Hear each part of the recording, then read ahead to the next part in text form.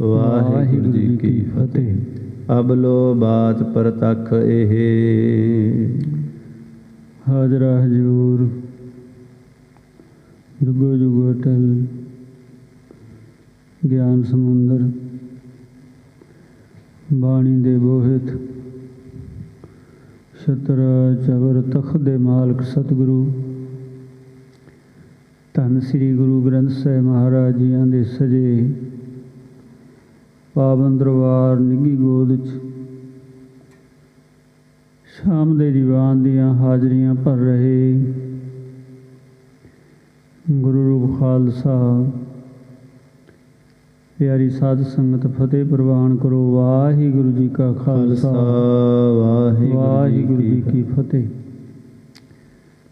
ਬੜੇ ਪਿਆਰ ਨਾਲ ਕੀਰਤਨ ਦਾ ਆਨੰਦ ਮਾਣਿਆ। ਆਓ ਗੁਰੂ ਇਤਿਹਾਸ ਨਾਲ ਜੁੜ ਕੇ ਕੁਝ ਸਮਾਂ ਹੋਰ ਆਪਣੇ ਜੀਵਨ ਦਾ ਸਫਲਾ ਕਰੀਏ। ਧੰਨ ਸ੍ਰੀ ਗੁਰੂ ਅਰਜਨ ਦੇਵ ਮਹਾਰਾਜ ਜੀ ਦੇ ਅਮਰ ਜੀਵਨ ਦੀ ਵਿਚਾਰ ਦੇ ਵਿੱਚ ਤੁਰਕੀ ਬਾਣੀ ਆਈ ਤਿਨ ਸਗਲੀ ਚਿੰਤ ਮਿਟਾਈ ਦਰਗਾਹੀ ਬਾਣੀ ਦੀ ਰਚਨਾ ਪੱਟਾ ਨੇ ਆਉਣਾ ਵਾਰਾਂ ਤੇ ਵਧੀਕ ਉਪਰੰਤ ਰਾਗਮਾਲਾ ਸਤਿਗੁਰੂ ਮਹਾਰਾਜ ਨੇ ਉਚਾਰਨ ਕਰਨੀ। ਇਸ ਤਰ੍ਹਾਂ ਰਹਿਮਤਾਂ ਹੋਈਆਂ। ਬੜੇ ਪਿਆਰ ਦੇ ਨਾਲ ਸਾਰੀਆਂ ਸੰਗਤਾਂ ਨੇ ਆਪ ਨੇ ਆਨੰਦ ਮਾਣਿਆ। ਸੋ ਆਓ ਫਿਰ ਸੰਗਤਾਂ ਬੇਅੰਤ ਹੀ ਪਿਆਰ ਦੇ ਨਾਲ ਸੰਪੂਰਨਤਾਈ ਹੋਣ 'ਤੇ ਦਰਸ਼ਨ ਕਰਨ ਆਈਆਂ। ਕੜਾਹ ਪ੍ਰਸ਼ਾਦ ਦੀ ਦੇਗ ਵਰਤੀ। ਕਲਯੁਗ ਵੀ ਆਇਆ। ਇਹਨੇ ਵੀ ਬੇਨਤੀ ਕਰਕੇ ਆਪਣਾ ਕਿ ਮੇਰਾ ਵੀ ਉਦਾਰ ਹੋਵੇ ਤਾਂ ਸਤਿਗੁਰੂ ਮਹਾਰਾਜ ਨੇ ਇਹ ਬਚਨ ਕੀਤੇ ਕਿ ਜਿੱਥੇ ਮੇਰੇ ਗੁਰਸਿੱਖ ਪੂਰਨ ਪ੍ਰੇਮ ਦੇ ਨਾਲ ਬਾਣੀ ਪੜ੍ਹ ਰਹੇ ਹੋਣਗੇ, ਸਤ ਸੰਗਤ ਹੋ, ਉੱਥੇ ਤੇਰਾ ਪਰਛਾਵਾਂ ਵੀ ਨਹੀਂ ਜਾ ਸਕਦਾ।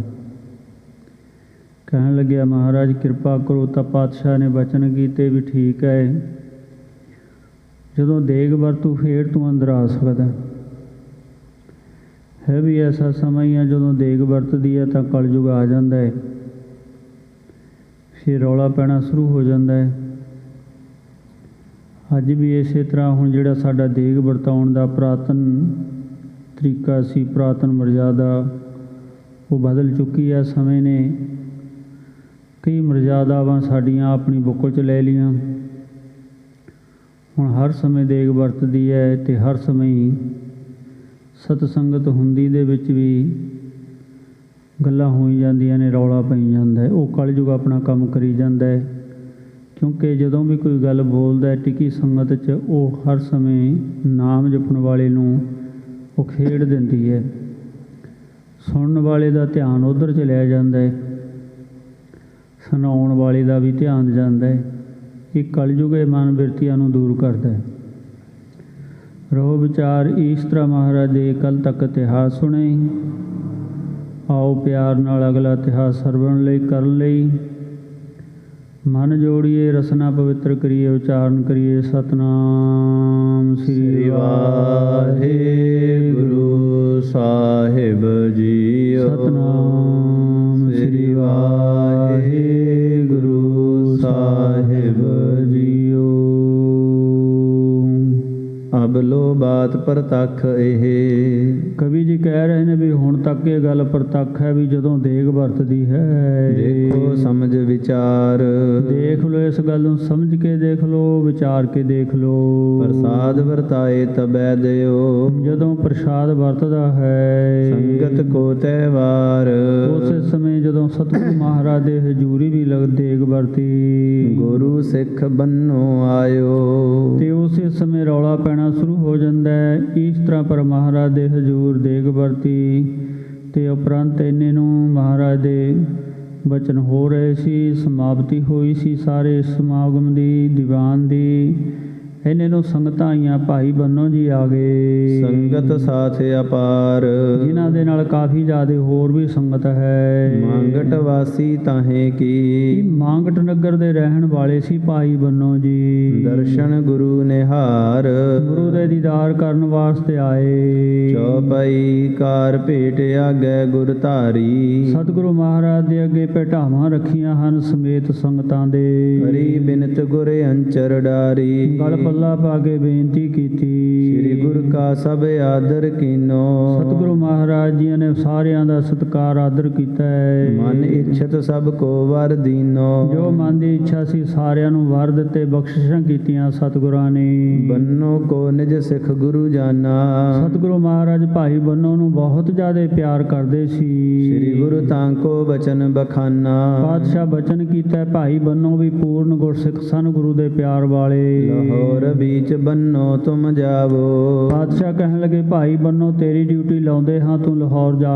ਸ੍ਰੀ ਗ੍ਰੰਥ ਕੀ ਜਿਲਤ ਬਣਾਵੋ, ਜੋ ਬੀੜ ਸਾਹਿਬ ਜੀ ਦੀ ਰਚਨਾ ਕੀਤੀ ਹੈ, ਗ੍ਰੰਥ ਸਾਹਿਬ ਲਿਖੇ ਨੇ, ਇਹਦੀ ਭਾਵ ਕੇ ਬੀੜ ਬਣਾ ਕੇ ਜਿਲਦ ਬਣਾ ਕੇ ਲੈ ਕੇ ਆਓ। ਕਾਰੀਗਰ ਏ ਠਾਂ ਅਬ ਨਾਹੀ, ਹੁਣ ਇੱਥੇ ਕਾਰੀਗਰ ਨਹੀਂ ਹੈ ਅੰਮ੍ਰਿਤਸਰ ਦੇ ਵਿੱਚ ਕੋਈ। ਸਮਾ ਪਾਏ ਸਭ ਇਹਾਂ ਰਹਾਹੀ, ਪਰ ਜਦੋਂ ਸਮਾਂ ਆ ਗਿਆ ਫਿਰ ਇੱਥੇ ਬੜੇ ਕਾਰੀਗਰ ਹੋਣਗੇ। ਅੱਜ ਬਹੁਤ ਜ਼ਿਆਦਾ ਪ੍ਰੈਸਾਂ ਲੱਗੀਆਂ ਨੇ, ਸਾਰਾ ਕੁਝ ਗੁਰੂ ਘਰ ਅੰਮ੍ਰਿਤਸਰ ਹੀ ਤਿਆਰ ਹੁੰਦਾ ਹੈ। ਹਾਥ ਜੋਰ ਬੰਨੋ ਤਬ ਕਹਾ, ਹੱਥ ਜੋੜ ਕੇ ਬੰਨੋ ਨੇ ਬੇਨਤੀ ਕੀਤੀ ਸਤਿਗੁਰਾਂ ਦੇ ਚਰਨਾਂ 'ਚ।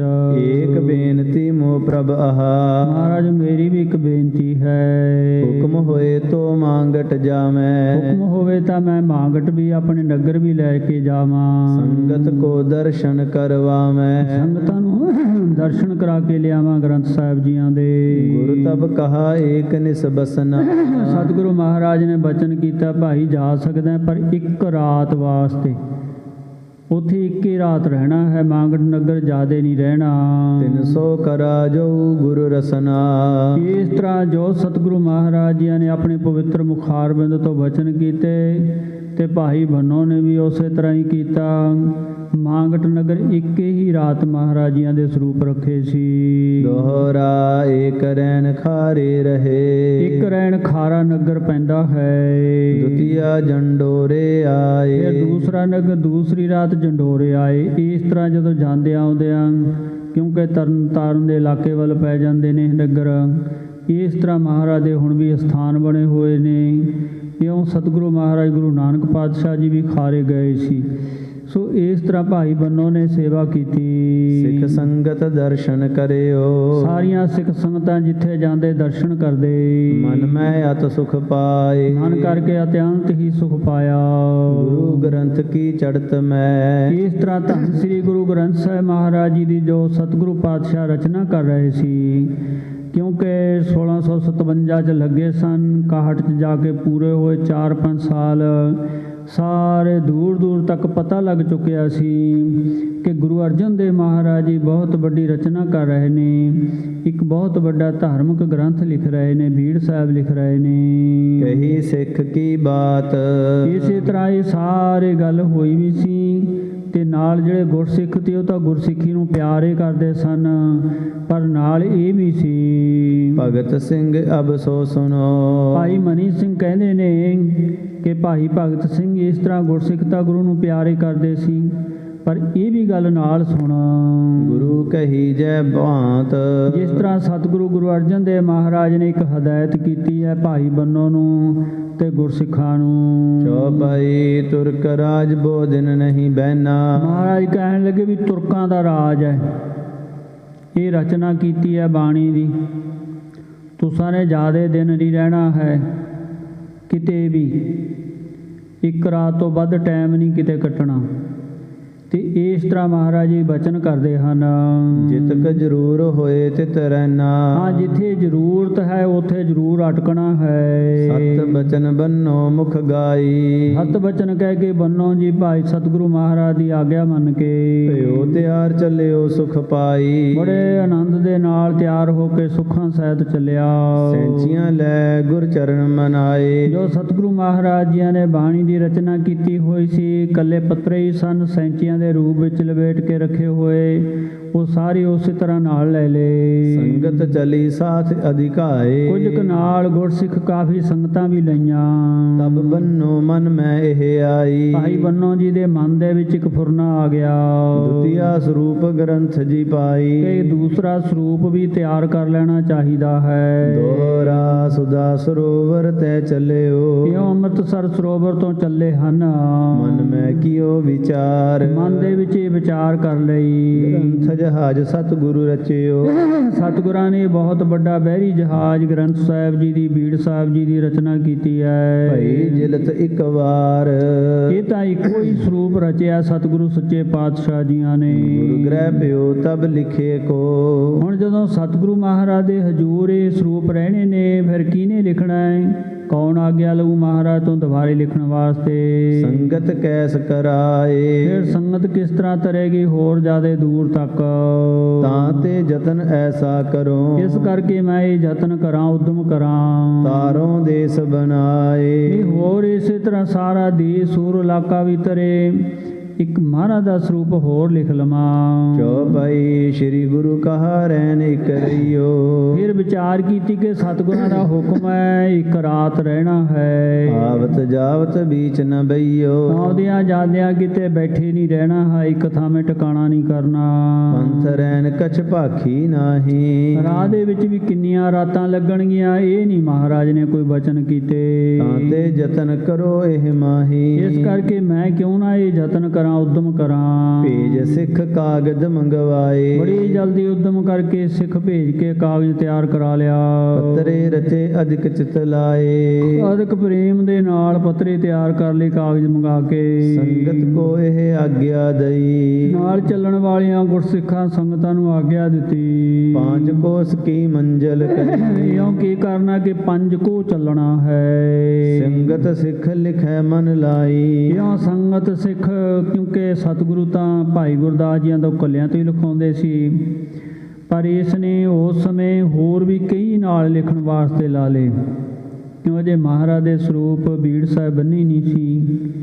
ਸੋ ਇਸ ਤਰ੍ਹਾਂ ਇਹਨੇ ਰਾਹ ਵਿੱਚ ਜਾਂਦਿਆਂ ਯਤਨ ਕਰਕੇ ਉਦਮ ਕਰਕੇ ਕਈ ਜਣੇ ਲਿਖਣ ਲੱਗੇ। ਰਹਿਣ ਦਿਵਸ ਨਹਿ ਬਿਲਮ ਲਗਾਈ। ਦਿਨ ਰਾਤ ਇੱਕ ਕਰ ਦਿੱਤਾ ਧੀਰੀ ਨਹੀਂ ਲਾਉਂਦੇ। ਆਵਤ ਸਭ ਲਿਖ ਲਿਓ। ਇਉਂ ਕਰਦੇ ਨੇ ਜਾਂਦਿਆਂ ਜਾਂਦਿਆਂ ਭਾਵ ਅੰਮ੍ਰਿਤਸਰ ਤੋਂ ਜਾਣਾ 5 ਕੋ ਚੱਲਣਾ ਫਿਰ ਟਿਕਾਣਾ ਕਰ ਲੈਣਾ ਫਿਰ ਛੇਤੀ ਛੇਤੀ ਫਿਰ ਲਿਖਣ ਵਾਲਿਆਂ ਨੇ ਜਦ ਹੀ ਲਿਖਣ ਲੱਗ ਜਾਣਾ ਸਾਰੀ ਰਾਤ ਲਿਖਦੇ ਰਹਿਣਾ ਸਵੇਰ ਤੱਕ ਵੀ ਲਿਖਦੇ ਰਹਿਣਾ ਇਸ ਤਰ੍ਹਾਂ ਚੱਲਣਾ ਫਿਰ ਥੋੜ੍ਹਾ ਚੱਲਣਾ ਫਿਰ ਲਿਖਣਾ ਇਉਂ ਚਲਦਿਆਂ ਜਾਏ ਲਾਹੌਰ ਭੋਗ ਤਬ ਪਾਇਓ। ਲਾਹੌਰ ਤੱਕ ਜਾਂਦਿਆਂ ਇੱਕ ਮਹਾਰਾਜ ਦੇ ਸਰੂਪ ਸਤਿਗੁਰੂ ਪਾਤਸ਼ਾਹ ਜੀ ਦੀ ਬਾਣੀ ਦੀ ਇੱਕ ਹੋਰ ਰਚਨਾ ਇਉਂ ਭਾਈ ਬੰਨੋ ਨੇ ਲਿਖੀ। ਬਾਣੀ ਕਛੁਕ ਵਧੇਕ ਲਖਾਈ। ਪਰ ਉਹਦੇ ਵਿੱਚ ਭਾਈ ਬੰਨੋ ਵੀ ਪੂਰੇ ਗੁਰਸਿੱਖ ਸਨ ਬਾਣੀ ਦਾ ਵੀ ਗਿਆਨ ਸੀ ਇਸ ਕਰਕੇ ਕੁਛ ਬਾਣੀ ਉਹ ਵੀ ਉਹਨਾਂ ਕੋਲ ਵੀ ਸੀ ਉਹ ਫਿਰ ਉਹਨਾਂ ਨੇ ਬਾਣੀ ਵਾਧੂ ਲਿਖ ਦਿੱਤੀ। ਸਿੱਖਣ ਤੇ ਸੋ ਪੋਥੀ ਪਾਈ। ਇਉਂ ਗੁਰਸਿੱਖਾਂ ਦੇ ਕੋਲੋਂ ਜਿਹੜੀਆਂ ਪੋਥੀਆਂ ਕਿਤੋਂ ਮਿਲੀਆਂ ਉਹ ਫਿਰ ਵਿੱਚ ਲਿਖ ਦਿੱਤੀਆਂ। ਸਾਰੰਗ ਸ਼ਬਦ ਸੂਰ ਕਾ ਗਾਇਓ। ਇੱਕ ਤਾਂ ਸਾਰੰਗ ਰਾਗ ਦੇ ਵਿੱਚ ਭਗਤ ਸੂਰਦਾਸ ਜੀ ਹੋਏ ਨੇ। ਜੁਗੋ ਜੁਗ ਟਲ ਗੁਰੂ ਗ੍ਰੰਥ ਸਾਹਿਬ ਮਹਾਰਾਜ ਜੀਆਂ ਵਿੱਚ ਅੱਜ ਉਸ ਸੂਰ ਭਗਤ ਜੀ ਦਾ ਸ਼ਬਦ ਹੈ ਪਰ ਉਹਨਾਂ ਦੀ ਪੰਕਤੀ ਇੱਕ ਹੈ ਪਹਿਲੀ ਛਾੜ ਰੇ ਮਨ ਬਿਮੁਖਨ ਕੋ ਸੰਗ। ਫਿਰ ਅੱਗੇ ਸਾਰੰਗ ਮਹੱਲਾ 5ਵਾਂ ਬਾਣੀ ਭਗਤ ਸੂਰਦਾਸ ਜੀ ਇਉਂ ਵੀ ਮਹਾਰਾਜ ਨੇ ਲੇਖ ਦਿੱਤਾ ਹੈ। ਫਿਰ ਸ਼ਬਦ ਮਹਾਰਾਜ ਦਾ ਪੂਰਾ ਕੀਤਾ ਕਿਉਂਕਿ ਮਹਾਰਾਜ ਦੀ ਆਪਣੀ ਮੋਹਰ ਲੱਗੀ ਹੋਈ ਹੈ। ਪਰ ਜਿਹੜਾ ਭਾਈ ਬੰਨੋ ਵੀ ਬਾਲੀ ਬੀੜ ਹੈ ਉਹਦੇ ਵਿੱਚ ਸਾਰਾ ਹੀ ਸ਼ਬਦ ਹੈ ਛਾੜ ਮਨ ਬਿਮੁਖਨ ਕੋ ਸੰਗ ਇਉਂ ਫਿਰ ਉਹਦੇ ਵਿੱਚ ਸਾਰਾ ਹੀ ਹੈ। ਤੈ ਤੁਕ ਏਕ ਸਾਰਾ ਇਹਾਂ ਪਾਇਓ। ਉਹਦੇ ਵਿੱਚ ਸਾਰਾ ਹੀ ਪਾਇਆ ਜਾਂਦਾ ਭਾਈ ਬੰਨੋ ਵਾਲੀ ਬੀੜ ਦੇ ਵਿੱਚ। ਦੋਹਰਾ ਛਾੜ ਮਨ ਹਰ ਬਿਮੁਖਨ ਕੋ ਸੰਗ। ਛਾੜ ਰੇ ਮਨ ਬਿਮੁਖਨ ਕੋ ਸੰਗ ਸ਼ਬਦ ਲਿਖ ਲੀਨ। ਇਹ ਸਾਰਾ ਸ਼ਬਦ ਲਿਖ ਦਿੱਤਾ ਭਾਈ ਬੰਨੋ ਨੇ। ਮੀਰਾ ਬਾਈ ਸ਼ਬਦ ਪੁਨ। ਫਿਰ ਇਹ ਵੀ ਗੱਲ ਹੈ ਮੀਰਾ ਬਾਈ ਦਾ ਵੀ ਸ਼ਬਦ ਆਉਂਦਾ ਜਿਹੜੀਆਂ ਪੋਥੀਆਂ ਮਹਾਰਾਜ ਲੈ ਕੇ ਆਏ ਸੀ ਗੋਇੰਦਵਾਲ ਸਾਹਿਬ ਤੋਂ ਉਹਨਾਂ ਪੋਥੀਆਂ ਵਿੱਚ ਵੀ ਮੀਰਾ ਬਾਈ ਦਾ ਸ਼ਬਦ ਹੈ। ਤੇ ਇਹ ਵੀ ਕੁਛ ਇਤਿਹਾਸਕਾਰ ਲਿਖਦੇ ਨੇ ਜਿਨ੍ਹਾਂ ਨੇ ਦਰਸ਼ਨ ਕੀਤੇ ਨੇ। ਜੋ ਭਾਈ ਗੁਰਦਾਸ ਜੀਆਂ ਤੋਂ ਮਹਾਰਾਜ ਨੇ ਲਿਖਾਈ ਉਹਦੇ ਵਿੱਚ ਵੀ ਮੀਰਾਬਾਈ ਦਾ ਸ਼ਬਦ ਹੈ, ਪਰ ਹੜਤਾਲ ਫੇਰ ਕੇ ਫਿਰ ਮੇਟਿਆ ਹੋਇਆ। ਪਰ ਇਹ ਭਾਈ ਬੰਨੋ ਵਾਲੀ ਬੀੜ ਦੇ ਵਿੱਚ ਸਾਰਾ ਸ਼ਬਦ ਹੈ। ਔਰ ਲਿਖੇ ਚਿਤ ਚੀਨ, ਹੋਰ ਵੀ ਜੋ ਮਨ ਦੇ ਵਿੱਚ ਜਾਣ ਕੇ ਲਿਖੇ ਸ਼ਬਦ। ਮਨ ਹਮਾਰੋ ਬੰਧਿਓ ਗੁਣ, ਇਸ ਤਰ੍ਹਾਂ ਮੇਰਾ ਮਨ ਬੰਧਿਓ, ਇਉਂ ਇਹ ਸ਼ਬਦ ਆਉਂਦਾ ਹੈ ਮਾਰੂ ਰਾਗ ਵਿੱਚ। ਮਾਰੂ ਸ਼ਬਦ ਲਖਾਏ, ਇਹ ਵੀ ਸ਼ਬਦ ਪੂਰਾ ਲਿਖਿਆ। ਜਿਤ ਦਰ ਲਖ ਮੁਹੰਮਦਾ, ਫਿਰ ਆਖਰ ਜਾ ਕੇ ਆਉਂਦਾ ਜਿਤ ਦਰ ਲਖ ਮੁਹੰਮਦਾ, ਲੱਖ ਲੱਖ ਵਿਸ਼ਨ ਮਹੀਸ਼। ਇਹ ਸ਼ਬਦ ਵੀ ਲਿਖੇ। ਸ਼ਲੋਕ 3 ਲਿਖ ਪਾਏ, ਇਹ 3 ਸ਼ਲੋਕ ਲਿਖੇ ਹਨ। ਚੌਪਈ ਬਾਏ ਅਥ 16 ਸ਼ਲੋਕ। ਇਸ ਤਰ੍ਹਾਂ ਬਾਇਆਤਸ, ਇਹ ਵੀ 16 ਸ਼ਲੋਕ ਆਉਂਦੇ ਨੇ ਬਾਇਆਤਸ ਦੇ। ਇਹ ਵੀ ਗੁਰੂ ਨਾਨਕ ਮਹਾਰਾਜ ਦੇ ਉਚਾਰਨ ਕੀਤੇ ਜਨਮ ਸਾਖੀਆਂ 'ਚ ਆਉਂਦੇ ਨੇ। ਇਹ ਵੀ 16 ਸ਼ਲੋਕ ਲਿਖੇ ਹੋਏ ਨੇ। ਰਤਨਮਾਲ ਲਿਖ ਲਈ, ਇਹ ਰਤਨਮਾਲਾ ਵੀ ਆਉਂਦੀ ਹੈ, ਉਹ ਵੀ ਇਹ ਲਿਖ ਦਿੱਤੀ। ਰਾਹ ਮੁਕਾਮ ਕੀ ਸਾਖ ਲਖਾਈ, ਇੱਕ ਸਾਖੀ ਆਉਂਦੀ ਹੈ ਰਾਹ ਮੁਕਾਮ ਦੀ, ਗੁਰੂ ਨਾਨਕ ਪਾਤਸ਼ਾਹ ਜੀ ਦੀ, ਉਹ ਵੀ ਲਿਖੀ ਸਾਰੀ। ਰਾਗਮਾਲ ਪਾਛੈ ਲਿਖ ਪਾਈ, ਉਸ ਤੋਂ ਬਾਅਦ ਫਿਰ ਰਾਗਮਾਲਾ ਪਿੱਛੋਂ ਲਿਖੀ। ਇਉਂ ਲਿਖਿਆ ਭਾਈ ਬੰਨੋ ਨੇ। ਗੁਰੂ ਗ੍ਰੰਥ ਕੀ ਜਿਲਤ ਬਣਾਈ, ਇਉਂ ਗੁਰੂ ਗ੍ਰੰਥ ਸਾਹਿਬ ਮਹਾਰਾਜ ਜੀ ਦੀਆਂ 2 ਹੀ ਜਿਲਦਾਂ ਤਿਆਰ ਕਰਾ ਲੀਆਂ। ਚੱਲੇ ਗੁਰ ਪੈ ਦੇਰ ਨ ਲਾਈ, ਦੇਰੀ ਨਹੀਂ ਲਾਈ, ਲਾਹੌਰ ਤੋਂ ਬੜੀ ਜਲਦੀ ਵਾਪਸ ਮੁੜੇ। ਜਿਲਤ ਬਣਾਏ ਸੁਆਵਤ ਭਏ, ਜਿਲਦਾਂ ਬਣਾ ਕੇ ਤਿਆਰ ਕਰਾ ਕੇ ਵਾਪਸ ਮੁੜੇ ਆ ਰਹੇ ਸੀ। ਸ੍ਰੀ ਗੁਰੂ ਚਰਨ ਕਮਲ ਮਨ ਦਏ, ਧੰਨ ਗੁਰੂ ਪਾਤਸ਼ਾਹ ਜੀ ਦੇ ਚਰਨਾਂ ਦਾ ਧਿਆਨ ਧਰਿਆ ਹੈ। ਦੋਹਰਾਇਆਵਤ ਦੇਖ ਗ੍ਰੰਥ ਗੁਰੂ ਕੋ, ਸਤਿਗੁਰੂ ਪਾਤਸ਼ਾਹ ਜੀ ਨੇ ਦੇਖਿਆ ਕਿ ਬਾਣੀ ਲੈ ਕੇ ਆ ਰਹੇ ਹਨ। ਉੱਠੇ ਪ੍ਰਭੂ ਹਰ ਖਾਏ, ਸਤਿਗੁਰੂ ਮਹਾਰਾਜ ਬਹੁਤ ਖੁਸ਼ ਹੋ ਕੇ ਉੱਠ ਖੜੇ। ਕਰ ਬੰਧਨ ਸ੍ਰੀ ਗ੍ਰੰਥ ਕੋ, ਨਮਸਕਾਰ ਕੀਤੀ ਹੈ ਗ੍ਰੰਥ ਸਾਹਿਬ ਜੀਆਂ ਨੂੰ। ਬੈਠੇ ਢਿਗ ਤਬ ਆਏ, ਸਤਿਗੁਰੂ ਮਹਾਰਾਜ ਕੋਲ ਆ ਕੇ ਬੈਠ ਜਾਂਦੇ ਹਨ ਨਮਸਕਾਰ ਕਰਕੇ। ਦੋਏ ਗ੍ਰੰਥ ਜੀ ਦੇਖ ਕੇ, ਇਸੇ ਤਰ੍ਹਾਂ ਜਦੋਂ ਦੇਖਿਆ ਸਤਿਗੁਰੂ ਮਹਾਰਾਜ ਨੇ ਕਿ ਲੈ ਕੇ ਤਾਂ ਇੱਕ ਮਹਾਰਾਜ ਦਾ ਸਰੂਪ ਗਏ ਸੀ ਬੀੜ ਸਾਹਿਬ ਬਾਣੀ ਦੀ, ਇਹ 2 ਲੈ ਕੇ ਆਏ ਹਨ। ਸ੍ਰੀ ਮੁਖ ਕੀਨੇ ਉਚਾਰ, ਸਤਿਗੁਰੂ ਮਹਾਰਾਜ ਨੇ ਉਚਾਰਨ ਕੀਤਾ, ਬਚਨ ਕੀਤਾ। ਭਾਈ ਬੰਨੋ ਕਿਆ ਕੀਓ, ਮਹਾਰਾਜ ਕਹਿਣ ਲੱਗੇ ਭਾਈ ਬੰਨੋ ਤਾਂ ਇਹ ਕੀ ਕੀਤਾ ਹੈ। ਕਹੋ ਸਤ ਨਿਰਧਾਰ, ਸੱਚ ਸੱਚ ਦੱਸ ਕਿਉਂ ਕੀਤਾ। ਚੌਪਈ ਬੰਨੋ ਕਹਾ ਪ੍ਰਭ ਤੁਮ ਜਾਨੋ, ਬੰਨੋ ਕਹਿਣ ਲੱਗੇ ਮਹਾਰਾਜ ਆਪ ਹੀ ਜਾਣਦੇ ਹੋ, ਅੰਤਰਜਾਮੀ ਹੋ। ਸੰਗਤ ਹਿਤ ਮੈਂ ਉਦਮ ਠਾਨੋ, ਇਹ ਮੈਂ ਸੰਗਤਾਂ ਦੇ ਨਿਮਿਤ ਉਦਮ ਕੀਤਾ ਹੈ ਜੀ। ਪਰਉਪਕਾਰ ਗੁਰ ਤਾਹੇ ਦਿਖਰਾਏ, ਸਤਿਗੁਰੂ ਮਹਾਰਾਜ ਜੀ ਨੇ ਦੇਖਿਆ ਕਿ ਇਹ ਵੀ ਇੱਕ ਪਰਉਪਕਾਰ ਕੀਤਾ ਹੈ, ਪਰ ਕੁਛ ਇਤਿਹਾਸਾਂ ਵਿੱਚ ਇਹ ਵੀ ਮਹਾਰਾਜ ਦੇ ਬਚਨ ਆਉਂਦੇ ਨੇ। ਕਹਿਣ ਲੱਗੇ ਭਾਈ ਬੰਨੋ ਤੂੰ ਇਹ ਠੀਕ ਨਹੀਂ ਕੀਤਾ, ਅਸੀਂ ਇੱਕੋ ਹੀ ਸਰੂਪ ਰੱਖਣਾ ਸੀ, ਹੁਣ ਤੋਂ ਤੁਸੀਂ ਦੂਸਰਾ ਵੀ ਰਚ ਲਿਆ ਹੈ। ਅਸੀਂ ਚਾਹੁੰਦੇ ਸਾਰੀਆਂ ਸੰਗਤਾਂ ਇੱਕੋ ਥਾਂ ਆ ਕੇ ਇੱਕਾ ਬਾਣੀ, ਇੱਕ ਗੁਰ, ਇੱਕੋ ਸ਼ਬਦ ਵਿਚਾਰ ਵੀ ਦਰਸ਼ਨ ਕਰਦੀਆਂ, ਪਰ ਹੁਣ ਘਰ ਘਰ ਹੋਣਗੇ, ਘਰ ਘਰ ਸੰਗਤਾਂ ਬਣਾ ਕੇ ਰੱਖਣਗੀਆਂ। ਹਾਂ, ਪਰ ਮੁਕਤ ਉਹੀ ਹੋਣਗੇ ਜਿਹੜੇ ਪ੍ਰੇਮ ਨਾਲ ਦੀਦਾਰ ਕਰਨਗੇ, ਸ਼ਬਦ ਦੀ ਵਿਚਾਰ ਕਰਨਗੇ, ਜੁੜ ਕੇ ਆਪਣੇ ਜੀਵਨ ਦਾ ਲਾਹਾ ਲੈਣਗੇ, ਉਹਨਾਂ ਦਾ ਭਲਾ ਹੋਇਆ ਕਰੂ, ਮੁਕਤ ਹੋਣਗੇ। ਕਿਉਂ ਬਚਨ ਵੀ ਕੀਤੇ ਮਹਾਰਾਜ ਨੇ। ਦਸਖਤ ਕਰੇ ਸੋ ਪ੍ਰਭ ਸੁਖ ਦਾਏ, ਮਹਾਰਾਜ ਨੇ ਭਾਈ ਬੰਨੋ ਜੀਆਂ ਦੀ ਬੀੜ ਤੇ ਵੀ ਦਸਖਤ ਕਰ ਦਿੱਤੇ। ਸ੍ਰੀ ਮੁਖ ਕਹਾ ਬੀੜ 2 ਭਾਈ, ਮਹਾਰਾਜ ਨੇ ਬਚਨ ਵੀ ਕੀਤਾ ਕਿ 2 ਬੀੜਾਂ ਹਨ, ਅੱਜ ਵੀ ਮੰਨੀਆਂ ਜਾਂਦੀਆਂ ਹਨ। ਇੱਕ ਗੁਰਦਾਸ ਇੱਕ ਬੰਨੋ ਕਈ, ਇੱਕ ਭਾਈ ਗੁਰਦਾਸ ਜੀਆਂ ਦੀ ਹੈ ਜੋ ਧੰਨ ਗੁਰੂ ਅਰਜਨ ਦੇਵ ਮਹਾਰਾਜ ਨੇ ਆਪ ਆਪਣੇ ਪਵਿੱਤਰ ਮੁਖਾਰਬਿੰਦ ਤੋਂ ਲਿਖਾਈ, ਜੋ ਭਾਈ ਗੁਰਦਾਸ ਜੀਆਂ ਨੇ ਲਿਖੀ। ਗੁਰਦਾਸ ਬੀੜ ਪਰ ਦਸਖਤ ਕਰੇ, ਫਿਰ ਦੂਸਰੀ ਭਾਈ ਬੰਨੋ ਵਾਲੀ ਬੀੜ ਵੱਜਦੀ ਹੈ। ਹੁਣ ਜੋ ਮਹਾਰਾਜ ਦੇ ਸੱਚਖੰਡ ਭਾਵ ਕੇ ਤਖਤ ਤੇ ਬਿਰਾਜਮਾਨ ਸਰੂਪ ਨੇ, ਇਹ ਗੁਰੂ ਕਲਗੀਧਰ ਮਹਾਰਾਜ ਦੇ ਅਨੁਭਵ ਸਰੂਪ ਨੇ। ਭਾਈ ਮਨੀ ਸਿੰਘ ਜੀ ਲਿਖਾਰੀ ਸੀ। ਇਉਂ 3 ਸਰੂਪ ਮਹਾਰਾਜ ਦੇ ਬਣਦੇ ਨੇ। ਇਉਂ ਸਤਿਗੁਰੂ ਮਹਾਰਾਜ ਬਚਨ ਕਰਦੇ ਨੇ। ਸੰਮਤ ਲਿਖਿਓ ਅਧਿਕ ਸੁਖ ਭਰੇ, ਫਿਰ ਬਹੁਤ ਸੁੱਖਾਂ ਦੇ ਨਾਲ ਸੰਮਤ ਵੀ ਲਿਖਿਆ। ਸੰਮਤ 16 ਸਹਿ ਸੁਖਕਾਰੀ, ਇਉਂ 1600 ਸੰਮਤ ਲਿਖਦੇ ਨੇ, ਕਿਉਂਕਿ ਕਵਿਤਾ 'ਚ ਰਚਨਾ ਕੀਤੀ ਹੈ। 61 ਤਾਂਕੇ ਉੱਪਰ ਧਾਰੀ, 60 ਤੇ 61, 1661 ਬਿਕਰਮੀ ਸੰਮਤ। ਭਾਦਰੋਂ ਸੁਦੀ ਏਕਮ ਸੁਖਦਾਈ, ਭਾਦਰੋਂ ਸੁਦੀ ਏਕਮ ਦਾ ਦਿਹਾੜਾ ਸੀ। ਅੱਜ ਸਾਰਾ ਖਾਲਸਾ ਪੰਥ ਸਤਿਗੁਰੂ ਪਾਤਸ਼ਾਹ ਜੀ ਦੇ ਪਹਿਲੇ ਪ੍ਰਕਾਸ਼ ਦਾ ਜੋ ਦਿਹਾੜਾ ਮਨਾਉਂਦਾ ਹੈ, ਉਹ ਭਾਦਰੋਂ ਸੁਦੀ ਏਕਮ ਵਾਲੇ ਦਿਨ ਹੀ ਸਤਿਗੁਰੂ ਪਾਤਸ਼ਾਹ ਹਰਿਮੰਦਰ ਸਾਹਿਬ ਪ੍ਰਕਾਸ਼ ਕੀਤੇ ਸੀ। ਇਉਂ ਇਹ ਸੰਮਤ ਲਿਖਿਆ। ਸ੍ਰੀ ਗ੍ਰੰਥ ਪਿਓ ਪੂਰ ਸਹਾਈ। ਇਹ ਪੂਰਨ ਹੋਇਆ, ਸੰਪੂਰਨਤਾ ਹੋਈ। ਤਤ ਕਰੇ ਮੈਂ ਸੰਮਤ ਲਿਖ ਧਾਰਾ। ਇਹ ਤਤਕਰ ਦੇ ਵਿੱਚ ਸੰਮਤ ਲਿਖਿਆ ਸਤਿਗੁਰੂ ਪਾਤਸ਼ਾਹ ਸੱਚੇ ਪਾਤਸ਼ਾਹ ਜੀ ਨੇ। ਦਇਆ ਸਿੰਧ ਕੀ ਪਰ ਉਪਕਾਰਾ। ਦਇਆ ਦੇ ਸਮੁੰਦਰ ਸਤਿਗੁਰੂ ਪਾਤਸ਼ਾਹ ਨੇ ਸਾਡੇ ਕਲਯੁਗੀ ਜੀਵਾਂ ਤੇ ਵੱਡਾ ਪਰਉਪਕਾਰ ਕੀਤਾ ਹੈ। ਬੰਨੋ ਕੋ ਅਸ ਬਚ ਫੁਰਮਾਏ। ਬੰਨੋ ਨੂੰ ਸਤਿਗੁਰੂ ਮਹਾਰਾਜ ਨੇ ਬਚਨ ਕੀਤੇ। ਤਾਰੋ ਦੇਸ ਸੋ ਆਨੰਦ ਪਾਏ। ਮਹਾਰਾਜ ਕਹਿਣ ਲੱਗੇ ਵੀ ਸਾਰਾ ਸੰਸਾਰ ਹੀ ਆਨੰਦ ਪਾਊਗਾ। ਦੋਹਰਾ ਮਮ ਆਗਿਆ ਸਭ ਹੀ ਸੁਨੋ। ਪਾਤਸ਼ਾਹ ਕਹਿਣ ਲੱਗੇ ਸਾਡੀ ਆਗਿਆ ਸੁਣੋ ਸਾਰੇ। ਸਤ ਬਾਤ ਨਿਰਧਾਰ। ਇਹ ਸਤ ਕਰਕੇ ਨਿਰਣੇ ਕਰਕੇ ਭਾਵ ਹਿਰਦੇ ਕਰਕੇ ਨਿਰਣੇ ਨਾਲ ਸਤ ਕਰਕੇ ਬਚਨ ਮੰਨਣੇ ਨੇ, ਸੱਚੇ ਬਚਨ ਮੰਨਣੇ ਨੇ ਸਾਡੇ ਜੋ ਅਸੀਂ ਕਹਿ ਰਹੇ ਹਾਂ। ਗ੍ਰੰਥ ਗੁਰੂ ਸਮ ਮਾਨਿਓ। ਜੋ ਬਾਣੀ ਦੀ ਰਚਨਾ ਹੋਈ ਹੈ ਗ੍ਰੰਥ ਸਾਹਿਬ ਬੀੜ ਸਾਹਿਬ ਨੇ, ਪੋਥੀ ਸਾਹਿਬ ਇਹ ਗੁਰੂ ਹਨ, ਗੁਰੂ ਸਰੂਪ ਨੇ।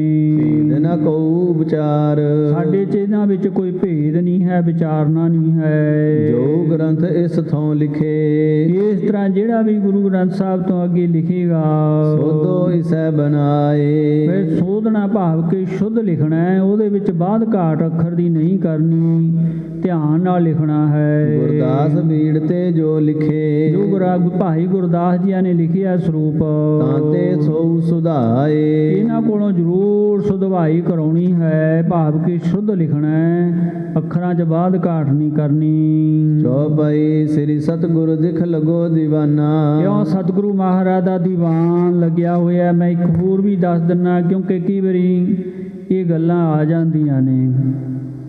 ਜਿਵੇਂ ਹੁਣ ਮਹਾਰਾਜ ਦੇ ਸਰੂਪ ਛਾਪੇ ਨੇ, ਪ੍ਰੈਸਾਂ 'ਚ ਛਪਦੇ ਨੇ। ਕਈ ਵਾਰੀ ਪੁਰਾਤਨ ਪਾਠਾਂ ਦਾ ਭੇਦ ਹੁੰਦਾ ਹੈ ਜਾਂ ਕਈ ਵਾਰੀ ਲੱਗ ਕਰਨਾ ਪੁਰਾਣੇ ਸਮੇਂ 'ਚ ਜ਼ਿਆਦਾ ਰਹਿ ਜਾਂਦਾ ਸੀ। ਹੁਣ ਕੰਪਿਊਟਰੀ ਯੁੱਗ ਹੈ, ਹੁਣ ਤਾਂ ਬਹੁਤ ਘੱਟ ਫਰਕ ਹੁੰਦਾ ਹੈ। ਅਤੇ ਜਿਨ੍ਹਾਂ ਕੋਲ ਜਦੋਂ ਅਸੀਂ ਟਕਸਾਲ 'ਚ ਪੜ੍ਹਦੇ ਸੀ, ਜਦੋਂ ਐ ਕਿਤੇ ਕੋਈ ਅੱਖਰ ਕੰਨਾ ਲਗ ਮਾਤਰ ਦਾ ਫਰਕ ਹੋਣਾ ਤਾਂ ਦੇਗ ਬਣਾ ਕੇ ਅਰਦਾਸ ਕਰਕੇ ਗਿਆਨੀ ਜੀ ਲਿਖਾਇਆ ਕਰਦੇ ਸੀ। ਪਰ ਹੁਣ ਸਾਡੇ ਕੋਲ ਉਹਨਾਂ ਗੁਰੂ ਦਾ ਅਸੀਂ ਸਤਿਕਾਰ ਹੀ ਨਹੀਂ ਕਰਦੇ ਵੀ ਜੇ ਇੱਕ ਸਿਹਾਰੀ ਅੱਖਰ ਕੰਨਾ ਵੀ ਲਿਖਣਾ ਹੈ ਮਹਾਰਾਜ ਦੇ ਉੱਤੇ ਕੋਈ ਨਹੀਂ ਲਿਖਿਆ ਹੋਇਆ ਲੱਗਿਆ ਹੋਇਆ ਤਾਂ ਅਰਦਾਸ ਕਰਾ ਕੇ ਦੇਗ ਕਰਾ ਕੇ ਕਰਾਇਆ ਕਰਦੇ ਸੀ ਵੀ ਇਹ ਘੱਟ ਹੈ, ਲਿਖੋ ਅਰਦਾਸ ਕਰਕੇ। ਸੋ ਅੱਜ ਅਸੀਂ ਇੰਨਾ ਸਤਿਕਾਰ ਕਿੱਥੇ ਕਰਦੇ ਹਾਂ। ਇਹ ਪੁਰਾਤਨ ਸਮੇਂ ਜੋ ਟਕਸਾਲਾਂ ਦੇ ਵਿੱਚ ਜੁਗੋ ਜੁਗ ਟਲ ਗੁਰੂ ਗ੍ਰੰਥ ਸਾਹਿਬ ਮਹਾਰਾਜ ਜੀ ਦਾ ਸਤਿਕਾਰ ਅੱਜ ਵੀ ਸਾਨੂੰ ਉਸੇ ਤਰ੍ਹਾਂ ਹੀ ਕਰਨਾ ਚਾਹੀਦਾ ਹੈ। ਜਿਨ ਬਾਣੀ ਭੈ ਅਦਬ ਨ ਧਾਰਾ ਸੋ ਮਾਨੋ ਸਿੱਖ ਨਹੀਂ ਹਮਾਰਾ।